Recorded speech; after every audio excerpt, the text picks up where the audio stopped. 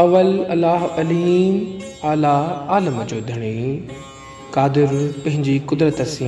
कायम आहे कदीर वाली वाहिद वहदहु राज़िक़ रब रहीम सो सारा ही सचो धणी चई हमद हकीम करे पाण करीब जोड़ूं जोड़ जहान जी। पन पबुण कुम कूणियूं मथे जर जर कन अची रहिया रेल में कारण कालूड़न सें राज सैयद जे पासे तन परन मिड़ी मलाहन रात तमाची राइयो हक मौजूद सदा मौजूद।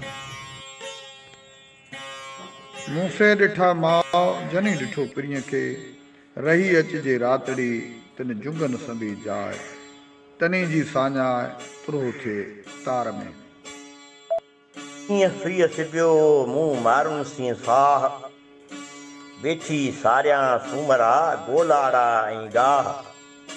हियो मुंहिंजो हुत थियो हित मिटी ऐं माह पखन मंझि पसाह काल बाहे कोटन सिड़ सवां लाजू नवां मोहाणा संदन मीर साथी सफ़र हलिया थिया सणावां सीर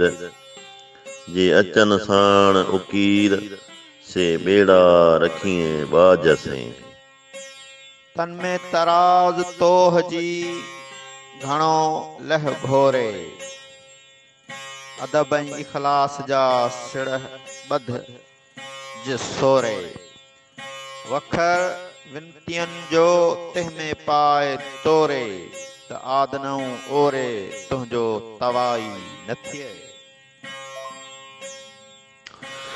करहा कसर छॾ विखूं विझ वधंदियूं हेकर हबीबन सां मूंखे नेई गॾु मछुणी पूनी हॾ आहूं उकंढियन जूं अॼु पिण वायूं कन वणजारा वञण जूं हलण हरा सुपरी रोआं ता न रहन आऊं हलींदी केतिरो आयल सामूंडन पग छोड़े जन विधा बेड़ा बार जहाँ जहाँ पसी पाण के ता नाहे निमाद सब विञाए जिसाद तंहिं पोइ तकवीर जो अक लतीफ़ जी लतीफ़ दारूं ऐं कारूं जाकी कया वे जमूं दारूं ऐं कारूं जाकी कया वे जमूं बुकी ॾींदा बाझ जी